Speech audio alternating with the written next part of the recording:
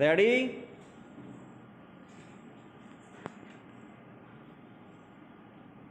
Start.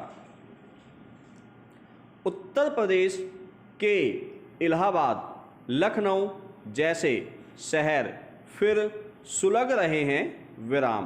तात्कालिक कारण उत्तर प्रदेश लोक सेवा आयोग के हाल में घोषित परिणामों में 2/3 से ज़्यादा अंग्रेजी माध्यम से डिप्टी कलेक्टर, पुलिस अफसर जैसे पदों पर उम्मीदवारों का चुना जाना है विराम। कुल घोषित 900 पदों में 700 अंग्रेजी माध्यम वाले चुने गए हैं, जबकि मुख्य परीक्षा में हिंदी माध्यम वाले कई गुना ज़्यादा थे विराम। इसका एक कारण यह भी है कि हिंदी माध्यम की उत्तर पुस्तिकाएं भी अंग्रेजी माध्यम वाले परीक्षक जांचते हैं और परीक्षा का पूरा रंग ढंग तीनों चरणों में अंग्रेजी की तरफ झुका हुआ है विराम।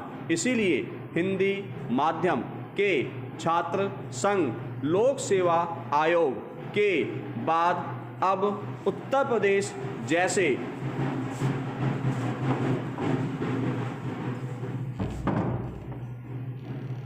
राज्यों की सेवा से भी बाहर होने लगे हैं विराम पैरा। दिल्ली जैसे महानगर में बैठे अभिजात्य वर्ग को इससे कोई फर्क नहीं पड़ने वाला विराम। शिक्षा और भाषा पर इस वर्ग की चुप्पी बताती है कि अंग्रेजी के दबदबे को बढ़ाने में यह तबका एक साथ है विराम। संघ लोक सेवा आयोग ने लगभग 100% अंग्रेजी माध्यम वालों की सफलता इसी का परिणाम है और इसी का दुखद विस्तार अब धीरे धीरे देश के बाकी लोक सेवा आयोग की तरफ हो रहा है विराम। साल 2011 में जब से सिविल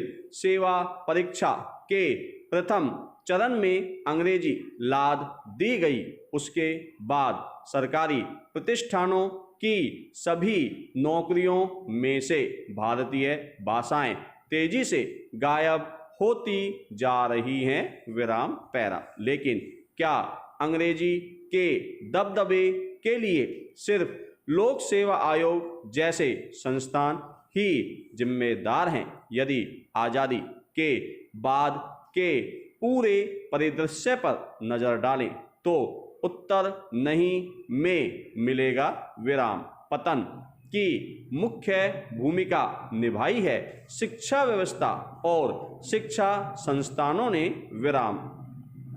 दौलत सिंह कोठारी समिति ने जब वर्ष 1979 से संघ लोक सेवा आयोग की सबसे प्रतिष्ठित भारतीय प्रशासनिक सेवा परीक्षा भारतीय भाषाओं में भी कराने की सिफारिश की थी, तब उनका तर्क दिल्ली विश्वविद्यालय जैसे संस्थाओं में क्या हुआ?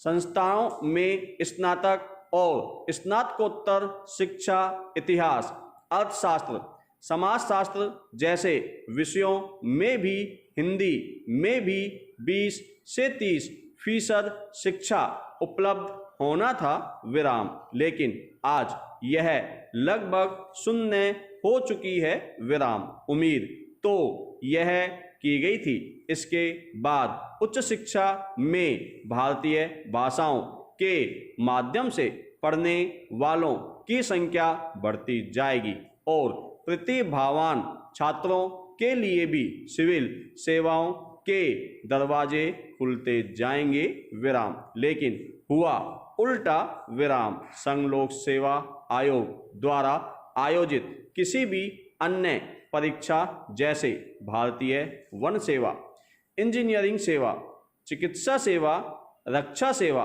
आदि में भारतीय भाषाओं की अनुमति आज तक नहीं दी गई और सिविल सेवाओं की परीक्षा प्रणाली में भी वर्ष 2011 और उसके बाद ऐसे परिवर्तन किए गए कि शिक्षा संस्थानों तक में अंग्रेजी का दबदबा बढ़ता चला गया। विराम पैरा। ढुलमुल भाषा नीति की औपचारिकता निभाते हुए परीक्षा के प्रश्न पत्र हिंदी में उपलब्ध तो जरूर होते हैं, लेकिन उनके अनुवाद इतने कृत्रिम और जटिल होते हैं कि उन्हें समझ पाना आसान नहीं है। विराम। मूल रूप से प्रश्न पत्रों को बनाने से लेकर उनके मॉडल उत्तर तैयार करने की प्रक्रिया अंग्रेजी मानसिकता से इतनी ग्रस्त हो चुकी है कि धीरे धीरे उम्मीदवारों को लगने लगा कि अंग्रेजी के अलावा कोई रास्ता है ही नहीं। विराम। यदि वे भी इन सेवाओं में जाना चाहते हैं तो अंग्रेजी ही एकमात्र विकल्प है। विराम। यही कारण है कि उत्तर प्रदेश, बिहार, हरियाणा जैसे राज्यों के लाखों नौजवान दिल्ली पहुंचते ही अपने दिल पर पत्थर रखकर अंग्रेजी माध्यम में पढ़ने को विवश होते हैं। विराम।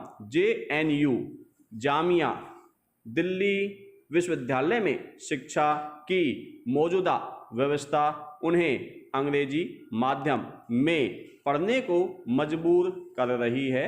विराम। लगातार ऐसी शिकायतें आती रही हैं कि हिंदी में शोध प्रबंध लिखने पर कभी जामिया ने स्वीकार नहीं किया तो कभी JNU ने।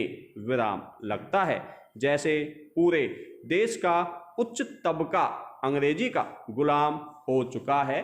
विराम पैरा। इसका असर धीरे धीरे पटना, इलाहाबाद, बनारस, जयपुर जैसे शहरों तक भी पहुंच गया है। विराम। वहां से अंग्रेजी की महामारी अब गांवों की तरफ कूच कर रही है।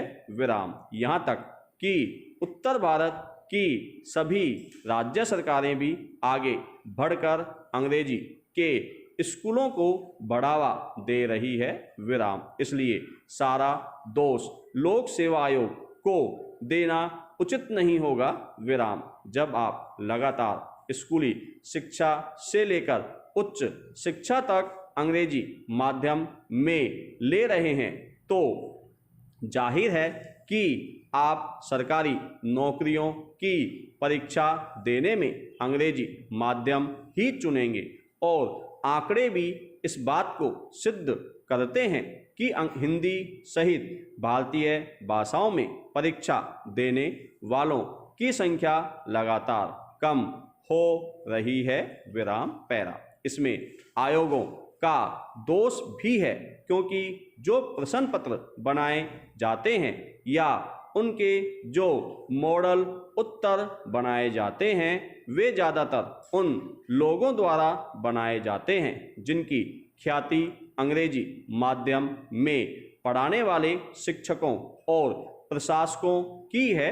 विराम। इसलिए पलड़ा उत्तर पुस्तिकाओं की जांच से लेकर साक्षात्कार तक में अंग्रेजी के पक्ष में झुका रहता है। विराम। यह प्रश्न लोकतंत्र की बुनियादी बात का भी है कि आखिर लोक प्रशासन के लिए चुने गए अधिकारी किस जनता के लिए चुने गए हैं। क्या वह जनता अंग्रेजी जानती है? क्या इनके अधीनस्थ छोटे कर्मचारी अंग्रेजी जानते हैं? यदि नहीं तो क्या कभी ये सच्चे लोक सेवक बन पाएंगे?